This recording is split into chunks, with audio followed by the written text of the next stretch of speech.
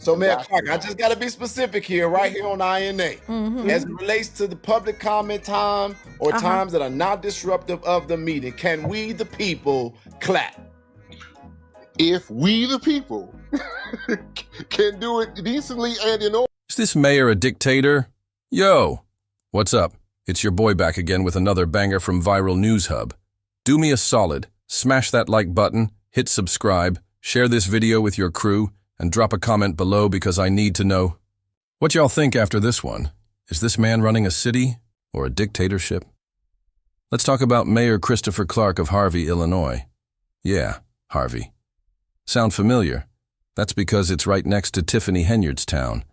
And if we're being real, these two mayors, they're starting to look like twins in tyranny. Think of this video as part 2 of the drama. In case you missed it, Jedediah did an interview with Mayor Clark, and let's just say, what came out of that convo was wild. Apparently this man runs his city meetings like it's a military operation. Get this. No clapping allowed. You heard that right? If you're in the crowd and even try to clap, even if it's for something positive, you're out. Security will literally escort you out for being happy. Like, bro, what? Imagine someone saying something uplifting, inspiring the whole room, and if you clap, bam, you're gone. Now here's where it gets even crazier. Jedediah's not having it. He's planning to challenge the mayor on this no clapping rule. And watching how serious this all is, it's kind of hilarious and terrifying at the same time. Later in the show, someone calls in and gives the mayor the business, and trust me, you don't want to miss that part. It's savage. But seriously, we're living in some kind of upside-down world. Like, when did it become illegal to express joy at a public meeting, unless that joy is directed toward the mayor himself? Because I guarantee you, if someone claps for him, nobody's throwing them out. Sound familiar? Exactly like Tiffany. The playbook is starting to look the same. Control everything, shut down any sign of dissent, and pretend it's all about order. These two? They're definitely walking down the same road, and it's not a good look. So yeah, we're gonna break it all down, react to the clips, and have some laughs along the way. But real talk, this isn't just about clapping. It's about control, power, and who's really in charge of these towns. Let me know in the comments. Is banning clapping at public meetings some kind of smart leadership tactic? Or is it straight-up dictatorship behavior? Let's dive in. He doesn't even know what they're saying, but he's out here shaking his head like he does. All they said was clapping, and he's acting like, yeah, and what you going to do about it? Sir, what are you even talking about? Literally. Okay, I see somebody on here talking about clapping. That's right. Okay. So, all right, what y'all want to do about that? Tell you what, because I don't even know what people saying, so... all they said was clapping. That's it. And yet, his response is full-on attitude, like he understood something deep and offensive. Clearly he didn't. He's reacting to something he doesn't even understand, and that's the problem. Once again, the issue is right in front of us. I see people laughing, and I hope it's at something funny. But when people clap, oh no, now it's a disruption. The mayor starts talking about how they've got a meeting on June 9th, and maybe they'll run some kind of clapping experiment. He says if clapping gets in the way of business, that's when it becomes disruptive. But let's be honest. The real problem is, what he considers getting in the way of business is really just anything that agitates him. If you make him feel less like a king, suddenly it's a disruption. He can't move on. He's too caught up in his feelings. That's the real issue here. Is that what you mean, sir? Yes. No. Maybe. Because it sure looks like what's happening is all about your emotional response, not actual disruptions. And if clapping isn't disrupting anything, if people are just reacting normally to what's being said, then what's the problem? People should be allowed to show support or disapproval. You like something? Clap. You don't? Boo. Fine. But this mayor wants to control the room's emotional temperature like he's some kind of dictator. He wants to dictate what's decent, what's in order, what's appropriate, and what's not. But here's the deal. When you're the one deciding What's acceptable based on how it makes you feel, that's not leadership, that's control. That's how you end up acting like a tyrant. Your feelings, Mr. Mayor, don't matter, not in this role. In your personal life, sure. But in this job, in that seat, your emotions are irrelevant. If your feelings get in the way and you need to leave, then resign. But if you're going to stay and lead, understand this job requires strength, not sensitivity. It's about serving the people, not yourself. At one point, the mayor even says, "Act like you're in church." He tries to downplay it, joking, "I'm just playing," but his tone keeps flipping from condescending to passive-aggressive. It's clear what's really going on. He doesn't want clapping because clapping usually means someone's getting praise, and that someone isn't him. That's the truth. He even says, "We're clapping like we're at a high school graduation. That's my baby. I love her."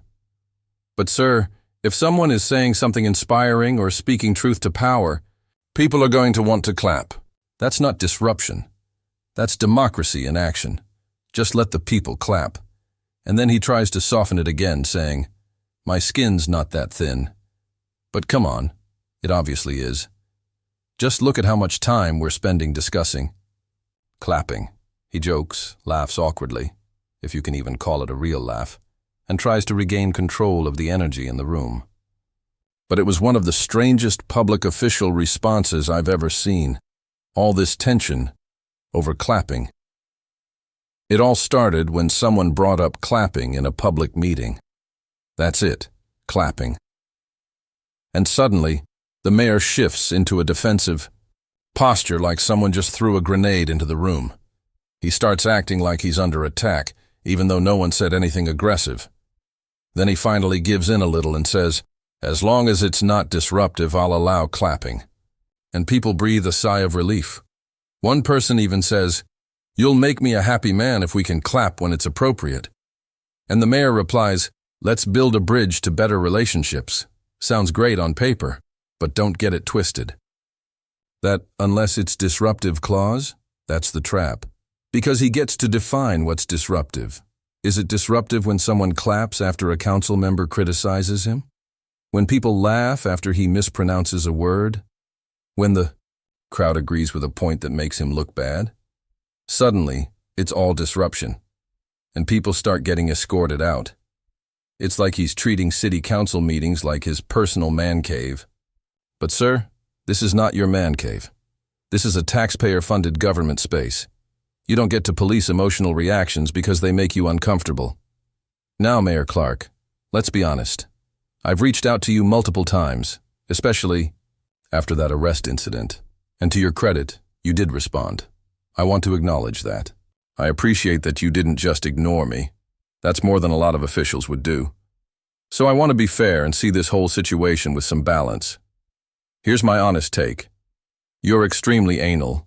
Not in a mean-spirited way, but in a precise, methodical, maybe even obsessive way. Jedediah wasn't wrong when he said it. You're a stickler for detail. Everything has to be done your way. The room has to function exactly how you envision it, but the issue is that kind of rigidity doesn't leave room for anyone else. No space for alternate ideas, no space for different communication styles, no room for emotion. It becomes, do it my way, or get out. And when that starts showing up in how you govern, it's not just controlling, it becomes authoritarian, even if unintentionally. To the public, you may look like someone who stands up to power, and I'll give you that. But don't let the speeches and PR fool people into forgetting how criticism is handled, or rather, how poorly it's handled. That's still a major issue. Now let's fast forward to the moment in the meeting when a caller absolutely went in on the mayor. She starts out nice, "Hi, how are you?" and reminds him of a previous interaction. Then she dives in. You come off like a narcissist. Maybe you are. Or maybe you're just super anal, like Jed said. That's not necessarily a bad thing. But you don't lead with a servant's heart. That's the issue. And she's right. The problem isn't the order or structure. It's the dominance. It's the fact that people have to bargain with their elected official just to clap in a meeting they paid for with their tax dollars. Why? She continues, pointing out how he treats the councilwoman and others who challenge him, like enemies. The people who disagree with him catch the most heat. She mentions what happened the night the councilwoman got arrested. She brought up a legit issue, and he shut her down. Someone cut her mic, and it all blew up. That was on him. These are public meetings.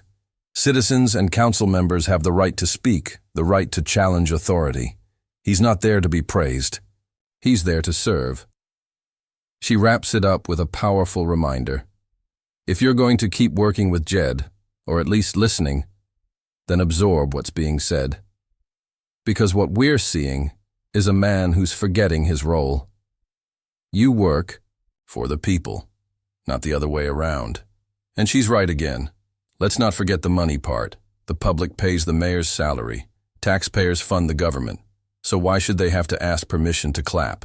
Why are they being policed for emotional reactions in a civic space? Then there's the stare, that cold, intense glare the mayor gives into the camera like he's trying to intimidate someone through a screen. Bro, you're not in a gangster movie. You're just mean-mugging a webcam. Nobody's scared. It's a city council meeting, not The Godfather. And even after all that, the caller ends with hope. She says, "Good job tonight, Jed. I'll wait to hear your response, Mayor, but please do better." Then she adds, "I've never seen a mayor like you and Tiffany, and that's not a compliment." She's absolutely right. You don't want to be compared to Tiffany Henyard. That's not a badge of honor. That's a flashing red warning sign. If your name is even being mentioned in the same breath, it's time for a serious gut check. And if you truly care about leadership, about serving your community, then it's time to do better, because ambition without humility is a dangerous thing. This man really tried to become a super mayor. While Tiffany Henyard was losing her grip on Thornton Township, Mayor Christopher Clark was quietly making his own moves.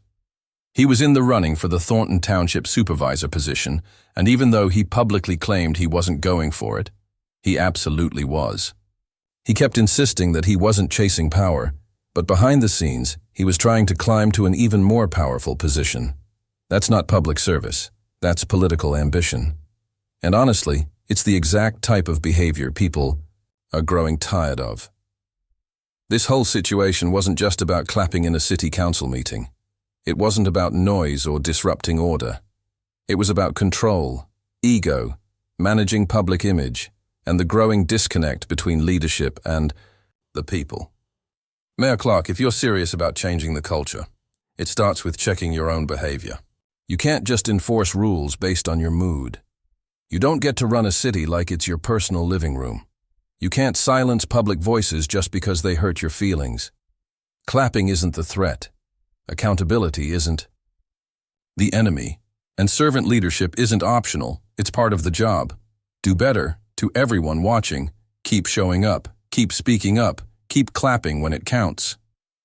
And as for Clark, since he seems to want to be the super mayor so badly, maybe we should just start calling him that. Maybe it'll help him calm down and stop with the bullying. Let's see what happens next. Drop a 1 in the comments if you think his response will be full of positivity, consideration, and humility, the very things he clearly struggles with. But if you think he'll respond with arrogance, the whole "I'm the king, don't question me" energy, let us know in the comments too. I'm genuinely curious if we're all thinking the same thing, because honestly, it's not looking good for Mayor Clark, and I agree with that 100%. But hold on, someone said something that actually made me pause. They pointed out how Clark's responses are often contradictory, and the more you watch, the more obvious it becomes. He'll pretend to agree with people, but then he turns right around and does the exact same things that got him criticized in the first place. He likes to say stuff like, "I'm trying to fix the problem." But when you look at his actions, it's clear that's not what's really happening. For example, when people call him a narcissist, he just brushes it off, saying, "I've been called worse." Like it's no big deal. But that's not a joke. That's a serious accusation. It shows how people perceive his behavior. Still, Clark refuses to take it seriously. He dismisses it as just another opinion.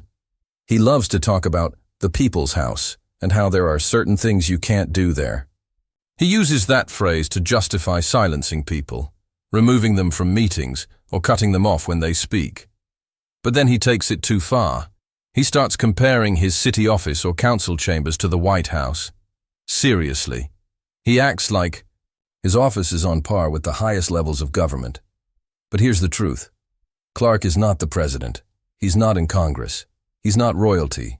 He's a mayor. The halls of Congress are full of people saying wild, controversial things, but they still get to speak. They still get to voice their opinions. But Clark? He acts like he's running a kingdom. When someone disagrees or claps at the wrong time, they get kicked out. That's not leadership. That's control. There's a difference between keeping order and shutting people down because their views don't fit your narrative. And another issue? Every time Clark gets called out, he brings race into the conversation. He always plays the too much power for one black man card and even quotes Malcolm X. Look, race absolutely matters in America. We all know that.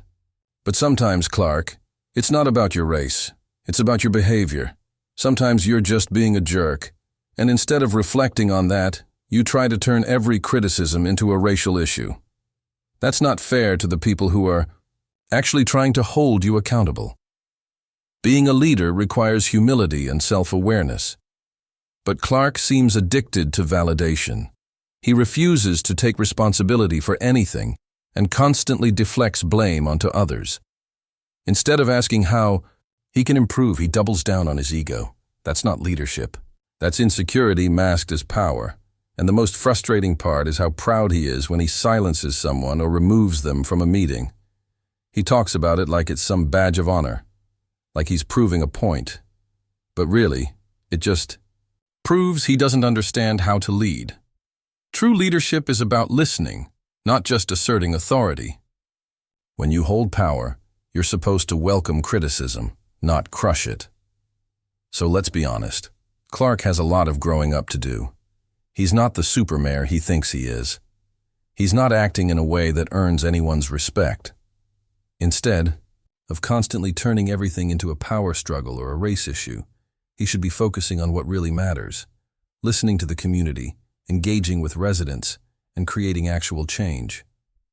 But until then, all he's doing is pushing people away with this controlling, authoritarian approach. It's exhausting to watch. Now let's talk about one of the most ridiculous parts, how Clark gets offended when people call him Chris. He wants to be addressed as Mayor Clark or Mayor Christopher Clark. But then in the same breath, he'll say, I'm just Chris, just a regular guy. Which is it? You can't demand the respect of a title and then pretend you're humble when it suits you. It's hypocritical, and it doesn't work. You can't have it both ways. And let's not ignore how inconsistent he is about clapping. If people clap for him, it's all good. But if they clap for someone criticizing him, suddenly it's a problem. It's disruptive. It's inappropriate. The double standard is obvious. He only supports things that benefit him. The second someone else gets a moment, he tries to shut it down. Again, it's not about maintaining order. It's about controlling the narrative. Then there's the way he tries to pass off his responsibilities. He talks about starting new committees, like a public works committee. And sure, things have improved. Grass is getting cut. Trash is getting picked up. But when it comes to funding and strategy, he doesn't seem interested in doing the hard work himself. Instead, he asks residents to come up with ideas. He wants them to fix the city for him, for free. These committees, they're voluntary. No one's getting paid. But Clark is the one being paid. He's the one who was elected to lead. Why is he shifting the work to others and expecting applause? This is classic behavior. When it's time to do the work, Clark passes the buck. When it's time to take credit, he's front and center. That's not leadership. That's laziness. At the end of the day, I don't trust Clark. I don't like the way he operates, and I don't believe a word he says. His actions speak louder than any speech he gives, and all they show is someone obsessed with power, not progress. He talks about working together, But everything he does proves he's only focused on his own agenda. So if you made it this far, congratulations. You're the lucky number 7. Drop that in the comments. Mama loves you. Peace.